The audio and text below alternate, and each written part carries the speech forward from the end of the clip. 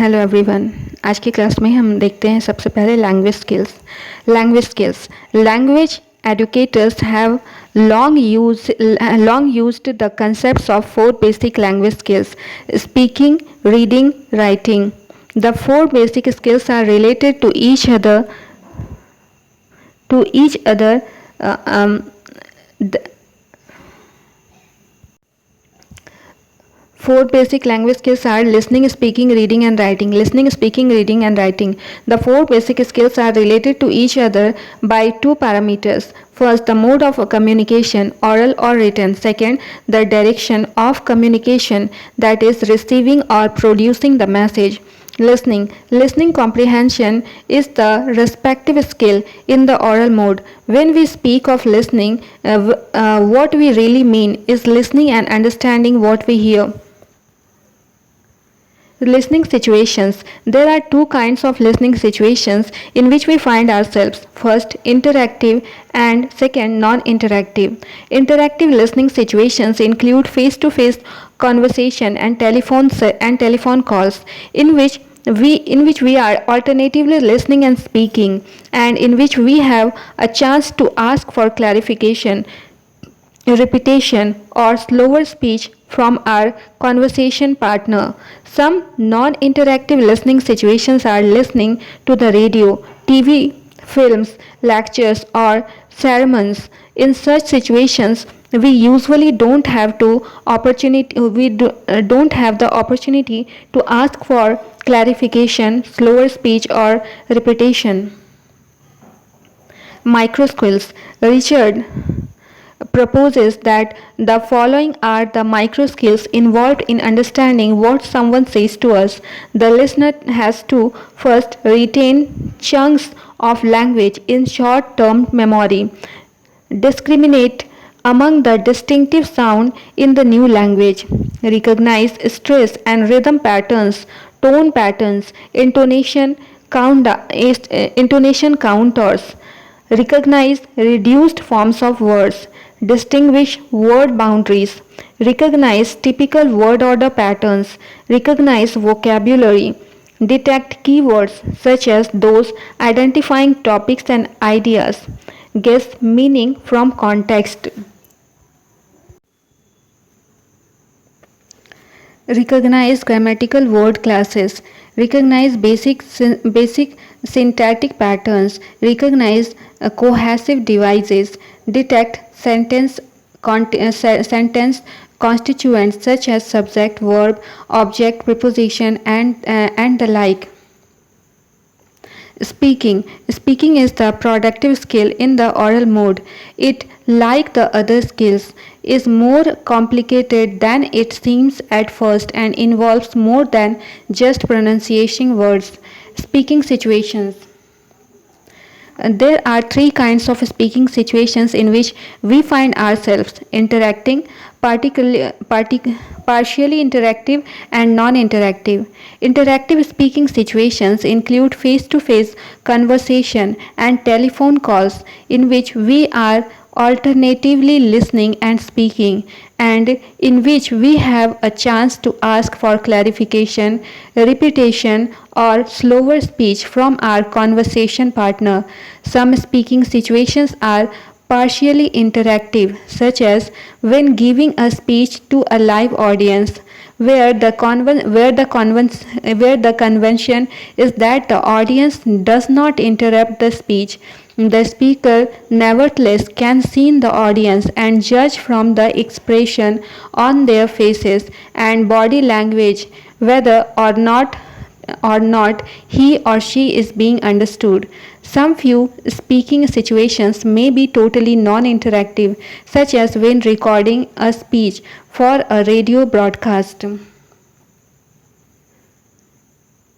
Micro skills. Here are some of the micro skills involved in speaking. The speaker has to first pronounce the distinctive sound of a language clearly enough so that people can distinguish them. This includes making tonal distinctions. Second, use stress and rhythmic patterns and intonation patterns of the language clearly enough so that people can understand what is said. Third, use the correct forms of word. This may mean, for example, changes in the tense, case, or gender. Next, put words together in correct word order. Use vocabulary appropriately. Use the register or language variety that is appropriate in the situation and the relationship to the conversation partner. Make clear to the listener the main sentence constituents such as subject, verb, object by whatever means the language use. Make the main ideas stand out from supporting ideas or information. Make the discourse hang together so that people can follow what you are saying. Reading. Reading is the receptive skill in the written mode. It can develop independently of listening and speaking skills, but often develops along with them, especially in societies with a highly developed literary tradition. Reading can help build vocabulary that helps listening comprehension at a later stage, particularly. Micro skills. Here are some of the micro skills involved in reading. The reader has to decipher the script in an alphabetic system or a syllabary. This means establishing a relationship between sounds and symbols. In a pictograph system, it means associating the meaning of the words with certain symbols. Recognize vocabulary. Pick out keywords such as those identifying topics and main ideas. Figure out the meaning of the words, including unfamiliar vocabulary, form the written context. Recognize grammatical words, class, adjectives, etc. Detect sentence constituents such as subject, verb, object, preposition, etc. Recognize basic syntactic patterns. Reconstruct and infer situations, goals, and participants. Use both knowledge of the word and lexical and grammatical cohesive devices to make the foregoing predict outcomes, and infer links and connections among the parts of the text. Get the main point or the most important information. Distinguish the main idea from supporting detail. Adjust reading strategies to different reading purposes such as skimming for main idea or studying in depth. Writing. Writing is the productive skill in the written mode. It too is more complicated than it seems at first and often seems to be the hardest of the skills, even for native speakers of a language, since it involves not just a graphic representation of speech but the development of presentation of thoughts in a structured way. Micro skills. Here are some of the micro skills involved in writing. The writer needs to first use the correct orthography correlately, including the script, the spelling and punctuation conventions. Use the correct form of words. This may mean using forms that expresses the right tense or case or general. Put words together in correct word order. Use vocabulary correctly. Use the style appropriate to the genre and audiences. Make the main sentence constituents such as subject, verb, and object clear to the reader. Make the main ideas distinct from supporting ideas or information. Make the text coherent so that other people can follow the development of the ideas. Judge how much background knowledge the audience has on the subject and make clear what it is assumed they don't know. Assessing language skills. Assessing reading proficiency. Reading ability is very different to access accurately. In the communicative competency model, a student's reading level is the level at which the student is able to use reading to accomplish communication goals. This means that assessment of reading ability needs to be correlated with purpose of reading. Reading aloud. A student's performance when reading aloud is not a reliable indicator of that student's reading ability. A student who is perfectly capable of understanding a given text when reading it silently may stumble when asked to combine comprehension with word recognition and speaking ability in the way that reading aloud requires. In addition, reading aloud is a task that students will rarely, if ever, need to do outside the classroom as a method of assessment. Therefore, it is not authentic. It does not let a student's ability to use reading to accomplish a purpose or goal. However, reading aloud can help a teacher assess whether a student is seeing word ending and other grammatical features when reading. To use reading aloud for this purpose, adopt the read and look up approach.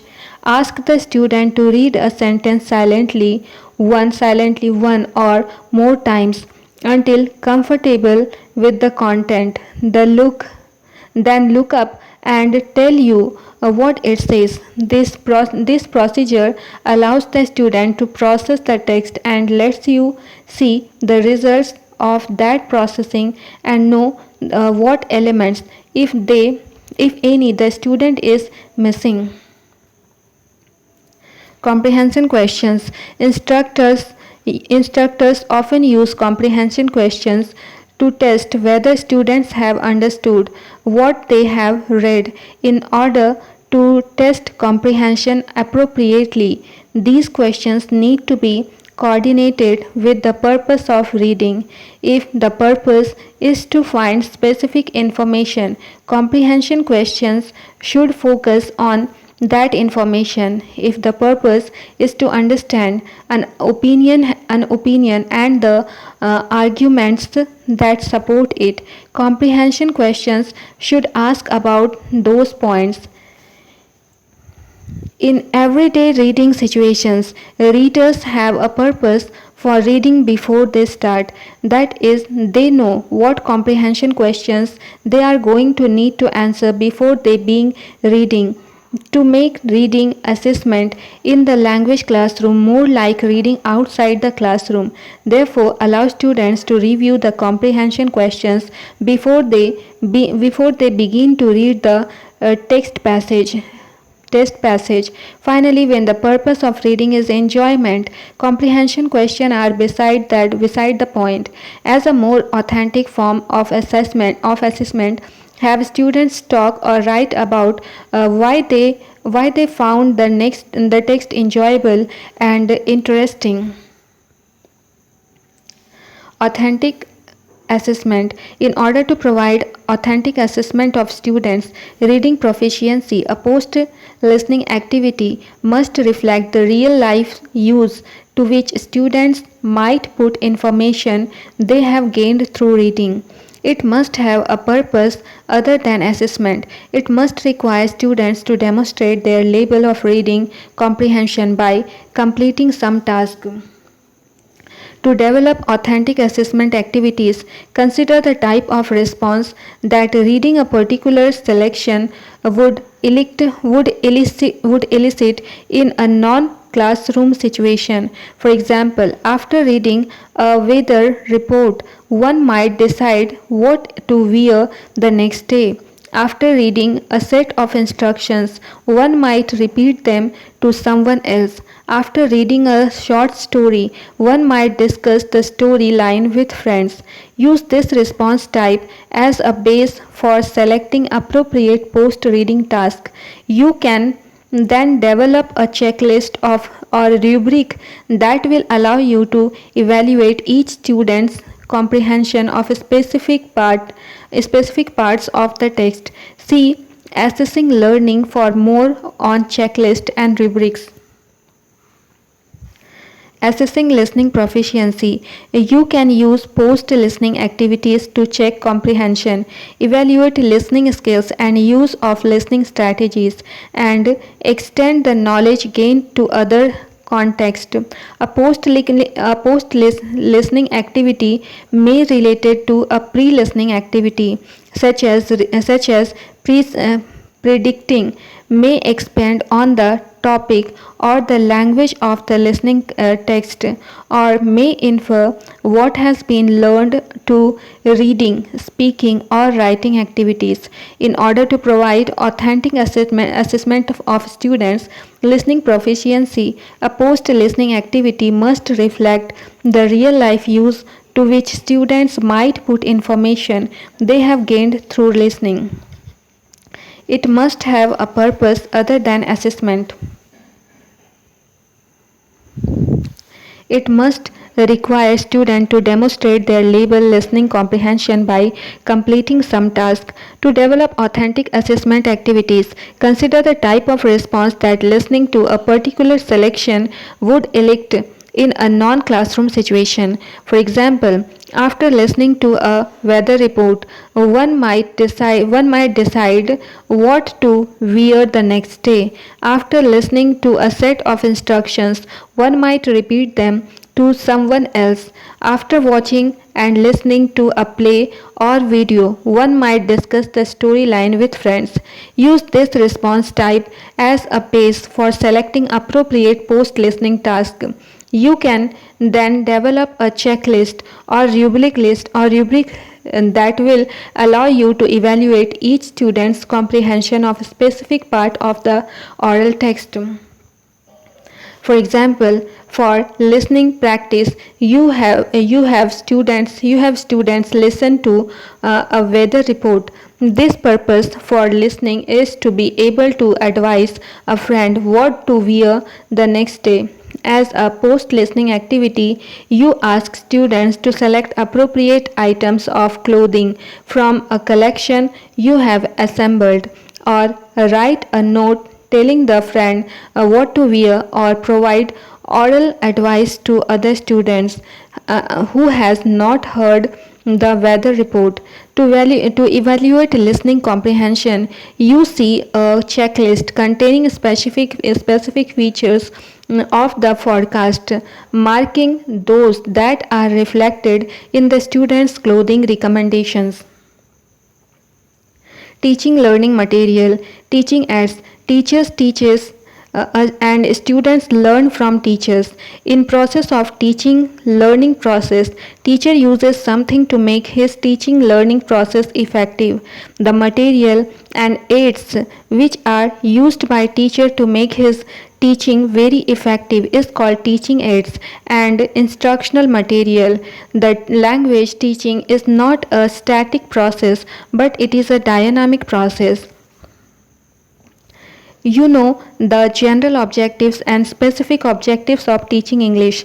Teacher should select teaching material and instructional according to the objectives decided by teachers, so that skills of reading, understanding, writing and speaking, and sub skills could be developed in students. We know that English is second for foreign language, so the teaching material and instructional material play important role in teaching learning process. Thus we can say that use and selection of teaching aids must be very careful. Types of teaching and instructional material. Visual aids. Boards, blackboard, flannel boards, soft boards. Second, charts, maps, pictures, drawings. Third, static and working models. Fourth, film strip, slide projector, overhead projector, that is OHP. Transparencies and episcope. Audio aids. First, audio cassette players. Second, radio, audio visual aids. First, video cassette player. Second, video compact disc player. Third, television. Fourth, film projector.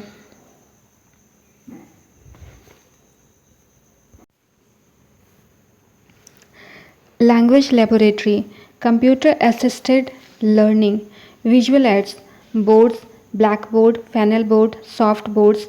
These boards are used to display different types of display material.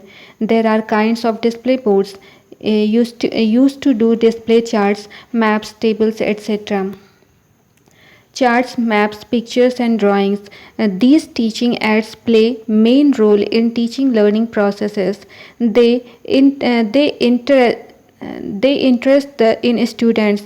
They prepare students mentally and motivate for further preparation.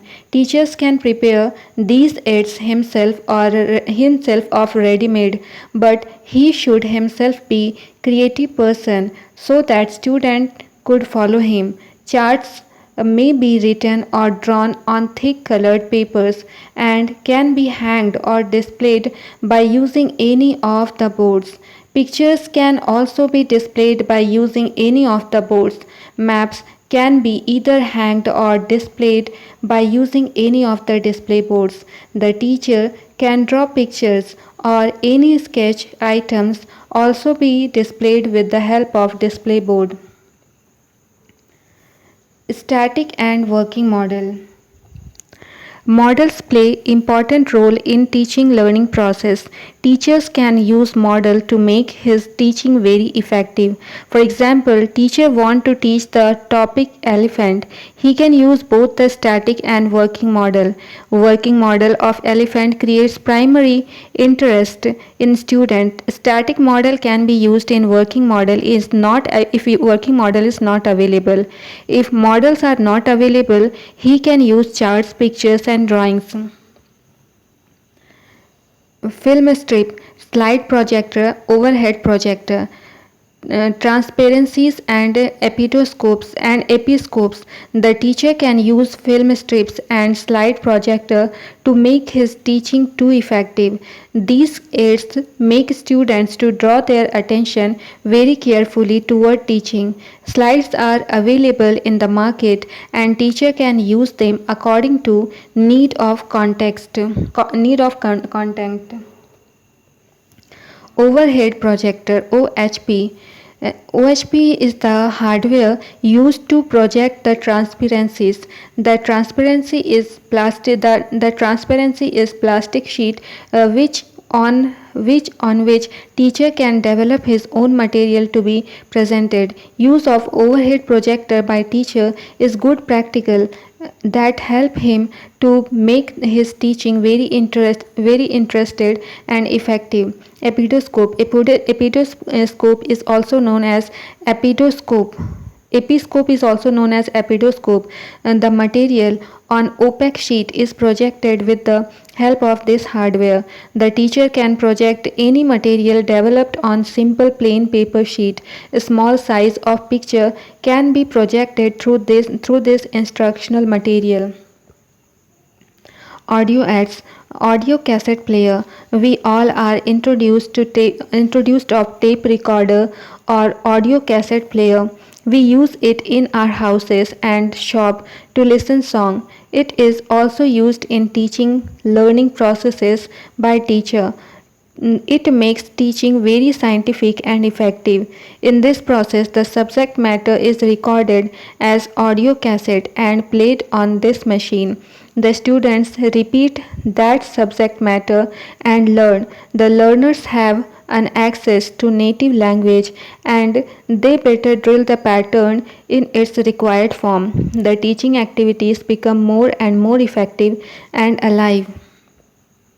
Radio. The radio was very famous medium of mass media before 3 decades. It was first attempt to teach English and with the help of radio. In this source, the reader has no criteria to select the learning material because whatever aired is the source.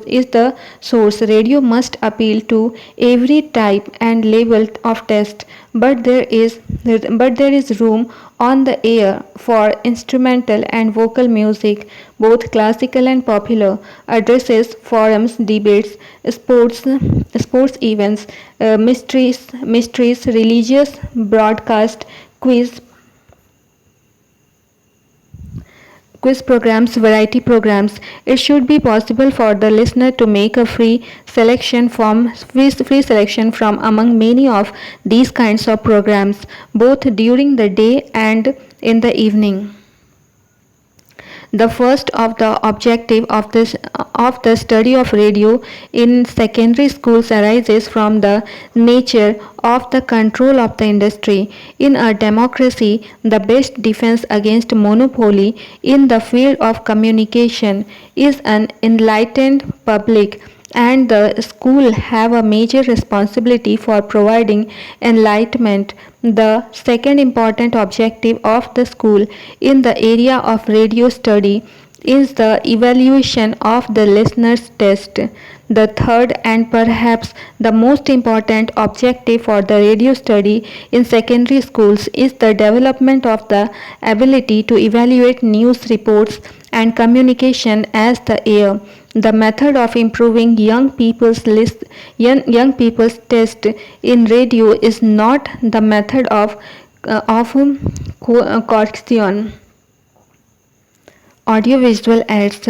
In the 20th century, technology was advanced at the highest pace.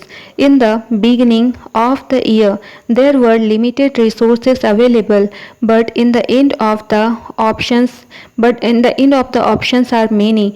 It is believed that audiovisual ads may create interest and motivation at the highest degree, because though this teaching aid learners both eye and ear become active, so they are widely used in teaching of language. Audio and visual, both media, have high impact on the mind of learners. First, video cassette player. We have seen many films on video. How we see this film on video? Through which tools we take enjoy of film. What is video cassette? Which enable us to make enjoy of film. This material is recorded in the video cassette and we look film. Thus, in teaching learning process, teacher uses this VCP to make his teaching effective and alive. Teaching materials available on the videotape are played by this machine VCP. Second, video compact disc player. Now we can take the help of VCD to make teaching effective. So, to view the material, the VCD is played on this machine. It is the latest audio visual ad. The programmers record on the video cassette can be transferred into compact disc. Third, television. We will know about television because rather it is available at every house in India. On television, we take enjoy of film, serials, and other programs. Television is instrument through which one can view educational program. The educational program are also aired from respective TV programs production center. They are as good as radio programs which teacher cannot select. Film projector. Before the introduction of TV and another media resources, the film was very famous media. The programs which are recorded on film are projected with the help of film projectors. Language laboratory. Language laboratory is the place where the learners have to listen on headphone. The language labs are set up with a view to provide listening activities in order to make them developing good speech habit. The learning material are recorded on audio tapes which are played back by teacher is to be drilled, and the same is monitored by the mentor. Learner himself record his practice and listen to it.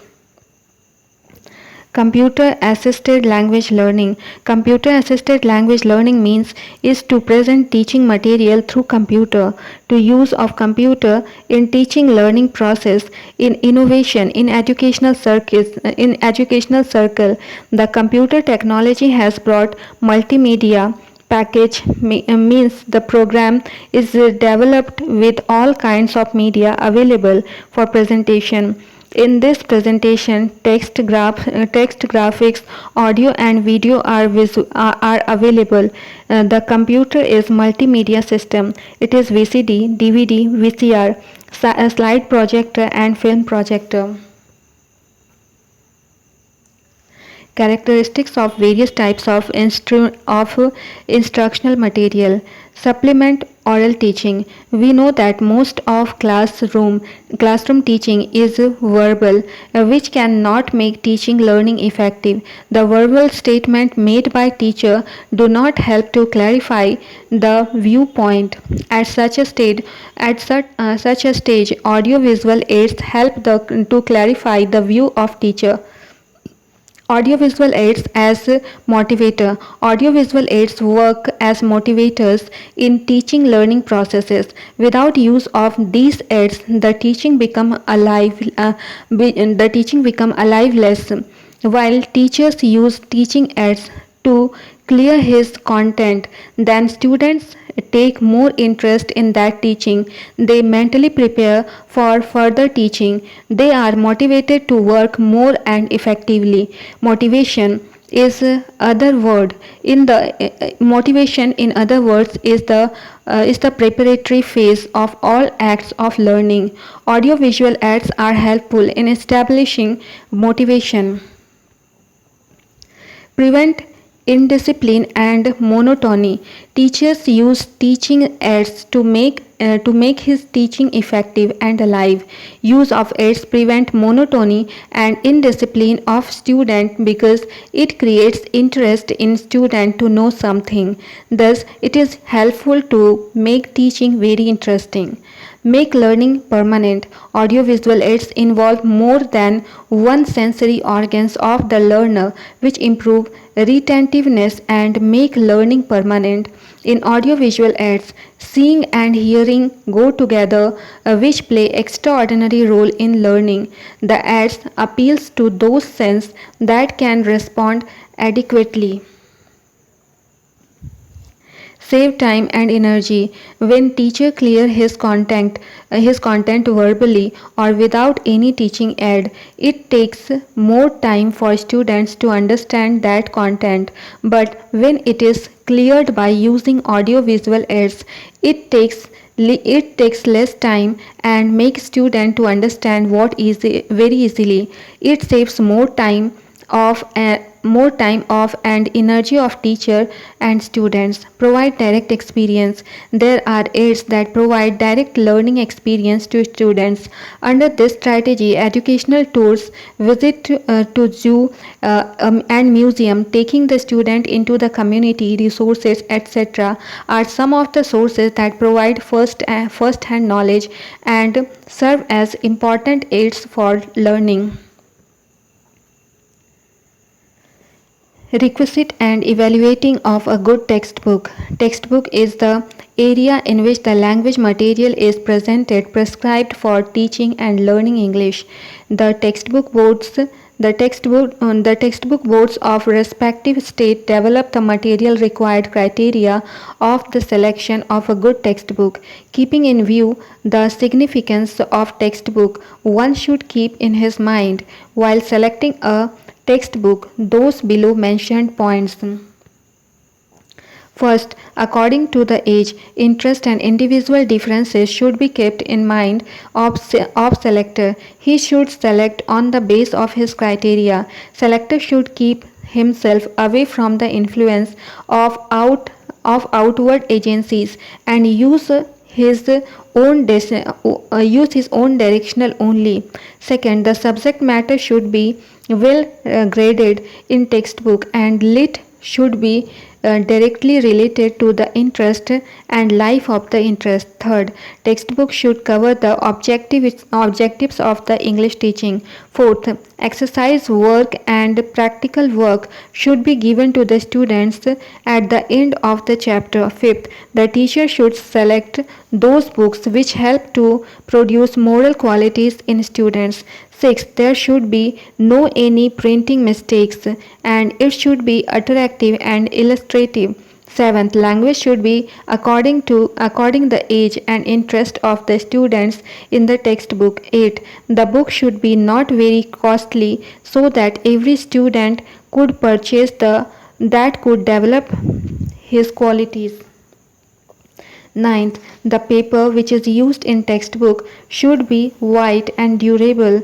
The cover should be attractive and qualitative. Characteristics of a good textbook. A good textbook not only teaches but it also tests. A few essential characteristics of a good textbook are given as follows. First, the words and structures are carefully graded. Second, no difficult words and new words are given in a good textbook. Third, the words and structures already learned are repeated in the coming pages so that the students could revise them, making them stable in their memory. Fourth, the size of textbook should be handy for the students. Fifth, the binding should be proper and strong. Sixth, the subject matter should be printed on good quality paper. Seventh, heading and subheadings should be printed on a title page in bold form. 8. Illustration should be attractive. For every young pupil the picture should be well drawn and realistically colored and not in black and white. 9. Clear and unambiguous instruction should be given alongside the test and practice exercises. 10th, there should be both practice and test exercises at the end of the chapter. 11. The subject matter of a textbook should provide new information so that students could get new knowledge. 12th, the practice should be low, which the majority of students could solve them easily. 13th, the introduction at the beginning and conclusion at the end of the chapter should be given in the textbook. 14. A list of related books should be given at the end of the lesson for the further study.